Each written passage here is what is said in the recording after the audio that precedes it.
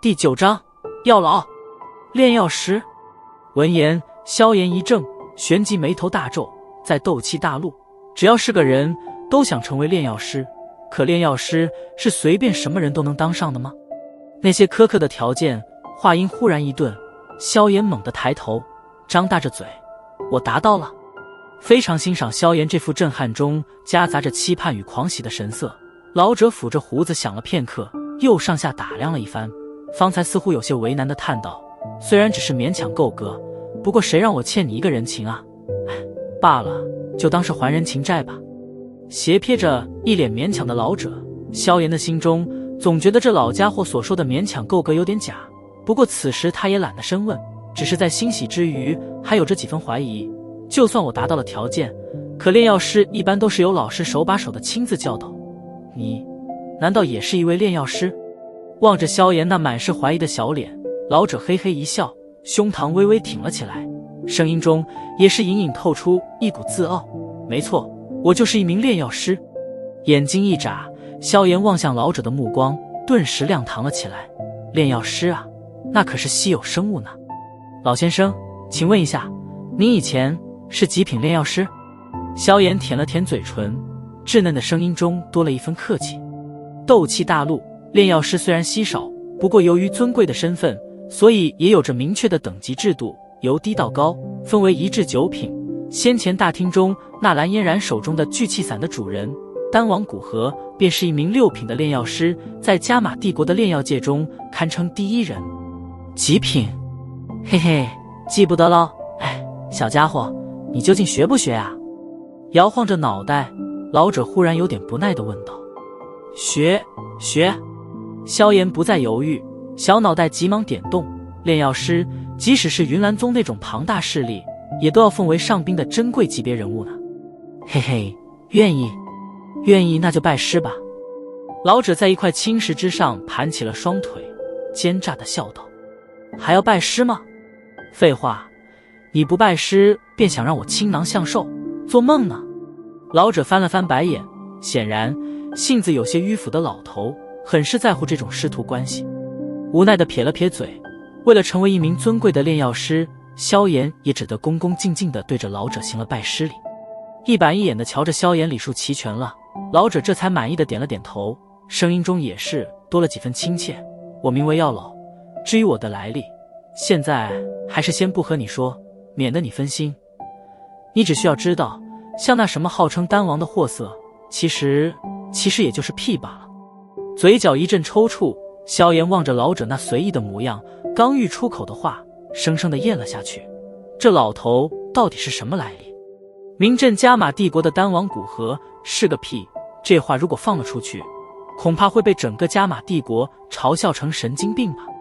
轻吸了一口气，压下心中的震惊，萧炎眼珠一转，闲着小脸嘿嘿道：“不知老师打算怎么让我在1年时间内达到7段斗之气？虽然这3年时间你的斗之气一直在倒退，可也正因为如此，才导致你根基比常人更扎实。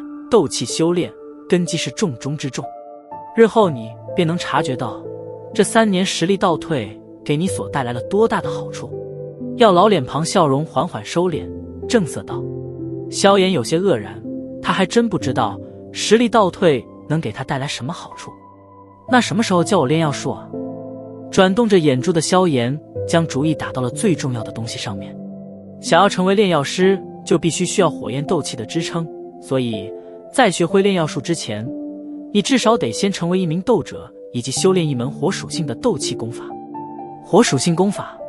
嘿嘿，老师，既然我是你的弟子，那你拿本天阶火属性功法给我修炼吧。萧炎伸出手，笑着讨要道。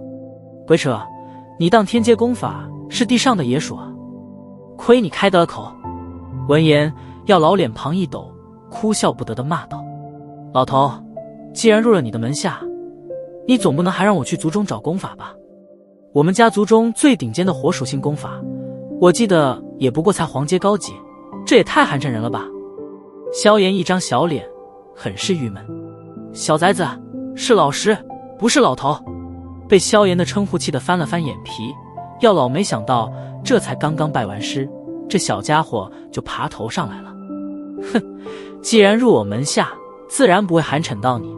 天阶功法我没有，不过我倒是有种比天阶功法还要诡异的功法，你学不学？轻哼了一声，药老浑浊的老眼中忽然间阴谋盎然。比天阶功法还要诡异？心头一跳，萧炎咽了口唾沫，黑色的眸子不经意间悄悄炽热。那是什么级别的功法？黄阶低级。药老的微笑声让得萧炎小脸顿时僵硬了下来。老头，你耍我！片刻之后，山顶之上响起了少年愤怒的咆哮。望着面前小脸气得扭曲的小家伙，药老得意地笑了起来。耐够把这冷静的像小妖怪的萧炎气成这副模样，他还真是挺有成就感的。那功法有什么诡异的？盯着药老戏谑的脸庞，萧炎忽然静了下来，皱眉询问道：他能净化？略微沉默，药老微笑道。瞳孔猛地一缩，萧炎双眼眨也不眨地盯着面前的药老，半晌之后方才摇了摇头，不可能，我可从没听说过有什么功法具有净化的能力。你这小家伙知道什么？斗气大陆辽阔无比，奇人异事数不胜数，在你这从未出过加玛帝国的小家伙眼中，不可能的东西多海里去了。药老不屑地讽道。萧炎一滞，旋即不服的道：难道你听说过别的功法能够净化？药老笑容微僵，片刻后干笑着摇了摇头，道：就是因为没有，才能显出我这功法的独特呀。真能净化？瞧着药老认真的面孔，萧炎忍不住的再次开口问道：真能净化？药老非常肯定的点头。你修炼过？萧炎再次问道。没有。药老干笑着摇了摇头。那别人修炼过？没有。额头之上青筋鼓动着，萧炎拳头紧紧地握在一起，强忍住想一拳轰过去的冲动，声音中压抑着怒气。没人修炼过，那你怎么知道他能净化？功法上是这么介绍的。药老讪讪地笑道。竟然真有这种功法？眉头紧紧地皱起，萧炎踌躇了一下，然后转着漆黑的眼珠子道：能让我看看吗？嘿嘿，怪笑着扫了一眼满脸好奇的萧炎，药老嘴角一咧，却是忽然话音一转：算了，现在你看了也没什么用，还是等你成为一名斗者之时，我再传于你吧。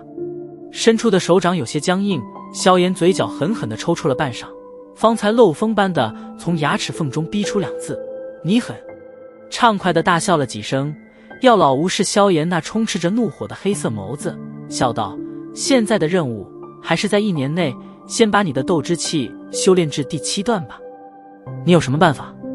萧炎强行压下心中对那神秘功法的好奇，咬着牙问道。初段斗之气的修炼主要是扩筋断体，强化脉络，为以后体内凝聚斗气打下根基。